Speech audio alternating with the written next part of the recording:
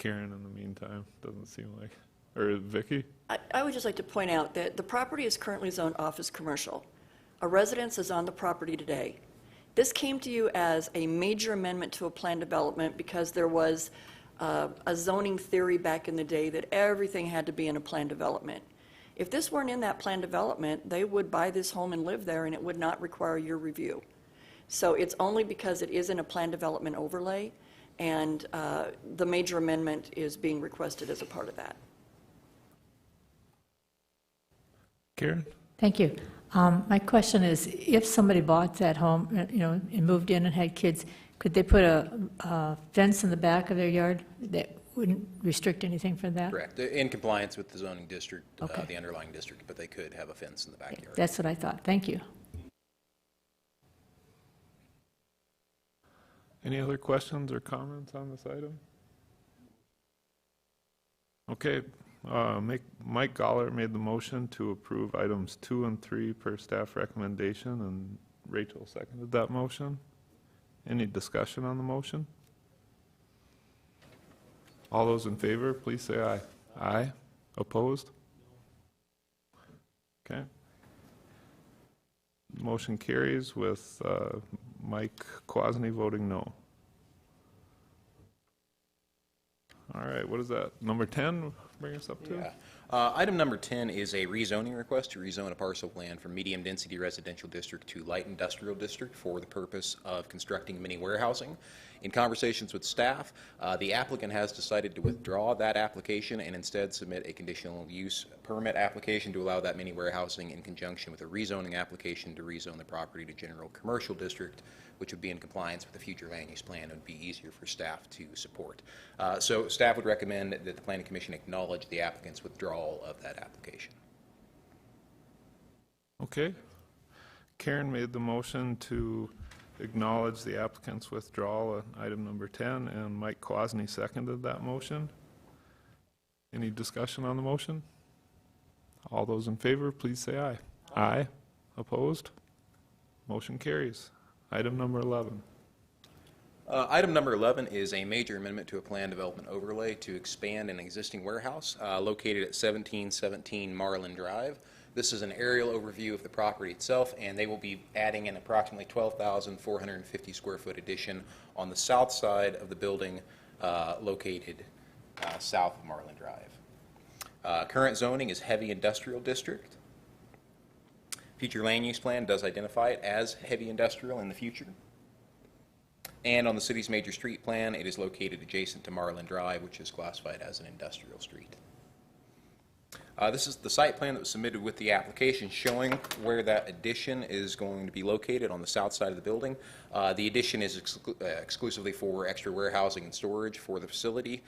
It won't include any different uses within the building, and as I mentioned, it will be just under 12,500 square feet. As part of this application, they have requested an exception to reduce the parking requirement from 149 off-street parking spaces required to 78 off-street spaces. And in 2011, the previous plan development overlay did grant an exception to allow 70 off-street parking spaces based on their operations plan. So what they've shown is they are adding in an additional 8 spaces here on the east side of the building in compliance with their operations plan using that same ratio that was approved in 2011. As such, staff does support the exception request to reduce the parking requirement from 149 spaces to 78 spaces. Just the elevation of the building, and it'll match the existing height on the main facility. And then a few photos from the site. This is an overview of the facility. The addition will be located on the far right side of the screen at the south end of the building. A view back to the south and west. Directly west, showing the adjacent railroad tracks. Back to the north, showing the mini warehousing located across Marlin Drive. And back to the east, down Marlin Drive. With that, staff does recommend approval of the major amendment to the plan development overlay to expand the existing warehouse with stipulations as noted in the project report. Thanks, John. Any questions for staff on this one? Look for a motion then. All right, sorry, got to use the mic. Mike Gallagher made the motion to approve item number 11 per staff recommendation. Second. And Karen seconded that motion. Any discussion on the motion? All those in favor, please say aye. Aye. Opposed? Motion carries. Item number 12. Item number 12 is a final plan development overlay to expand an electric utility substation located at 351 Anamosa Street. Black Hills Power has indicated that due to the construction of the new Monument Arena, that additional capacity is needed in the area, and this is their location of an existing utility substation, so they're needing to take this one down and build a bigger one. Property zone medium-density residential district, and a utility substation is a conditional use in that district. Urban neighborhood, and Anamosa Street is identified as a minor arterial street. They're not proposing any structures. It's doubling the size of the utility substation. They are requesting 2 exceptions. However, one is to waive the requirement to provide 1 parking space, and the second is to waive the requirement to provide 7,000 points of landscaping. Staff is recommending approval of the reduction in landscaping contingent upon them providing grass in the areas in the boulevard on the north side along Anamosa, along Wood Avenue, and then on this west side of the property. And they are and maintaining that grass. And the parking, because it's a utility substation, there's no visitor parking. It'll be people coming in and working on the site. And they do have gravel areas on site where they will be able to bring in a vehicle and work on what they need to. So staff is recommending approval of that exception. Elevation of the proposed facility, fencing. This is looking from Wood Avenue east into the property. This is west on Wood Avenue. There is a residential neighborhood. To the north, some apartments. East along Anamosa Street, and then to the west, looking at the intersection with Haynes Avenue. And then a sign is posted on the property. This is looking from the north side of Anamosa, south into the property and an adjacent development. With that, staff is recommending approval of the final plan development. Are there any questions? Mike? Thank you. I guess how much bigger is the station going to be? I'm equating it to, I know we have one across the street from us at Cleveland Street. They put a fence around it because of the concern of some of the noise that might come from some of the equipment humming or whatever, especially with the motels that are real close there. There's a house right next to it, and do they have reason to be concerned about that? I don't know to what extent they're doubling it. Doesn't tell me what they're putting in there, if there's going to be more of a problem with that or not.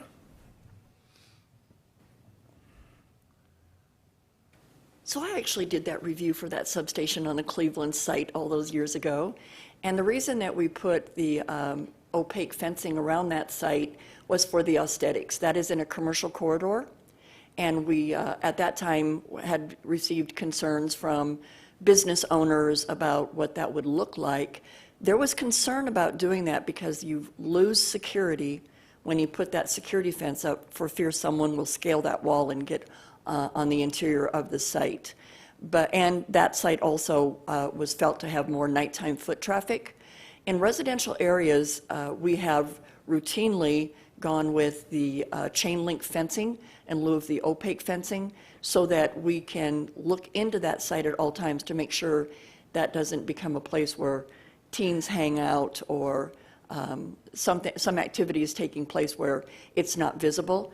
As far as the expansion goes, there will be additional equipment, and I know that site plan was a little difficult to see when Fletcher brought it up.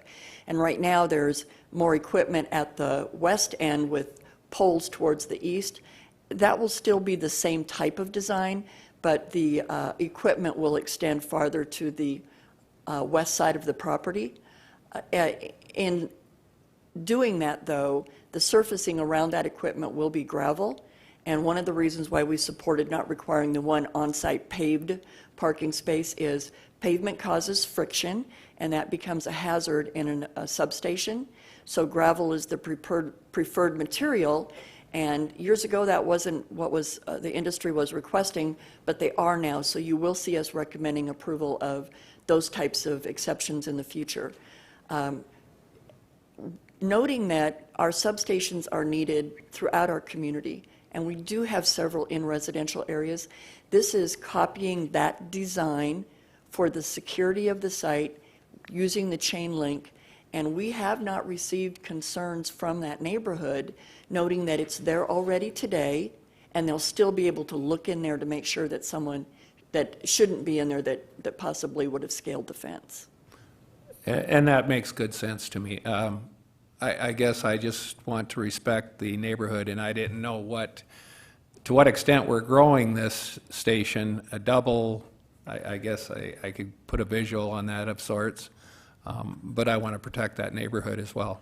So I know Black Hills Power does a great job of trying to do that as well in their daily jobs, but I just wanted to address that. So thank you. Any other questions on this item? All right, Mike Gallagher made the motion to approve item number 12 per staff recommendations, and Vince seconded that motion. Any further discussion on the motion? In favor, please say aye. Aye. Opposed? Motion carries. Item number 13. Item number 13 is an initial plan development to allow an apartment complex that's located on the east side of Elkvale Road in the new Orchard Meadows neighborhood. The proposed site is 25.1 acres in size and is zoned medium-density residential district. The applicant is proposing a 659-unit apartment complex with a total of 14 apartment buildings and a clubhouse. Just giving you an idea of where it's located in the city and the development that's happened to the east. Here we have a site plan. It's going to be developed in 4 phases. The applicant is requesting one exception to allow a height of 39.75 feet in lieu of the maximum allowed height of 35 feet. If we go back to this plan, we have Elkvale Road on the west. We have commercial to the north.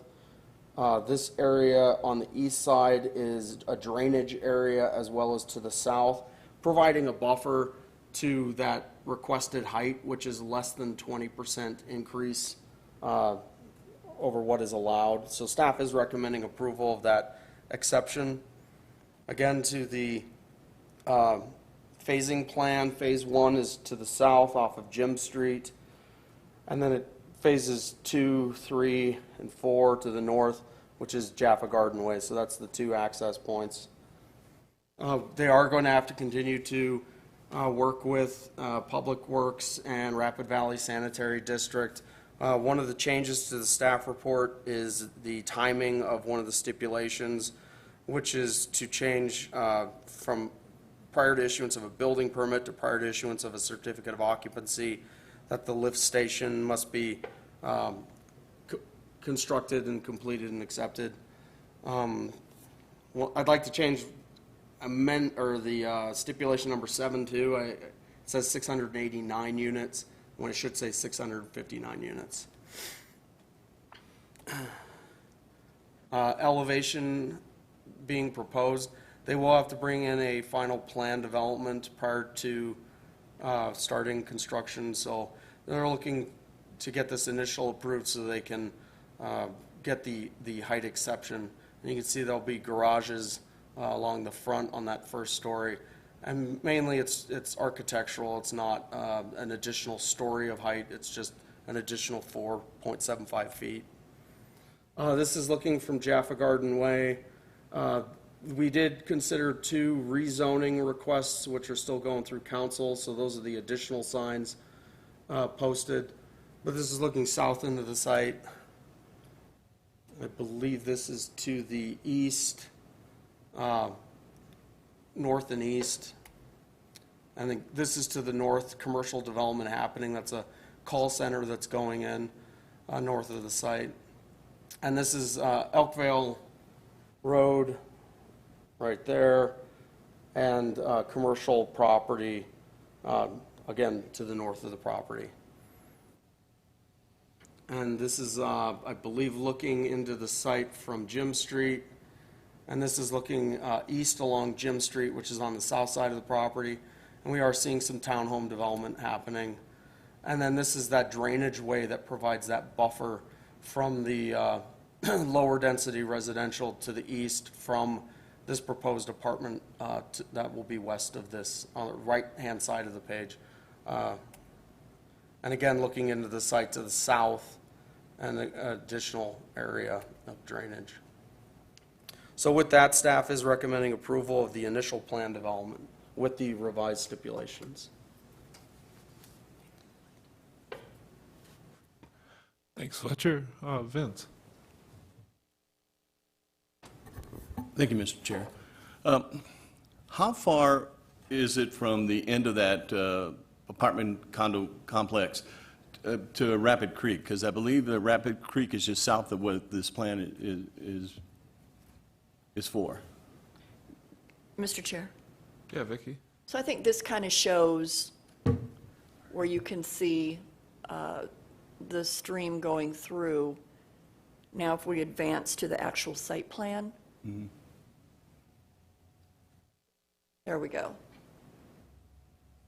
Does that answer your question, Vince? I'm just curious as to how, if the creek gets full, I mean, would it encroach on some of that southern area of the apartments and the condos? Yeah, I think so. So two things have happened. One, the developer of Orchard Meadows has worked extensively with FEMA and secured a CLOMAR and has done work to reduce the boundaries of the floodplain. However, since there is a small area that is within floodplain, they will need a floodplain development permit to do anything on this property. So it took Hanny quite a while to go through the regulations with FEMA to achieve that, but it's been well thought out and reviewed, and our engineers have approved it. Thank you. Great question. Thank you. Mr. Chair? Yeah, Vicki? I just also wanted to comment that, you know, granting these exceptions to height for apartments is always difficult.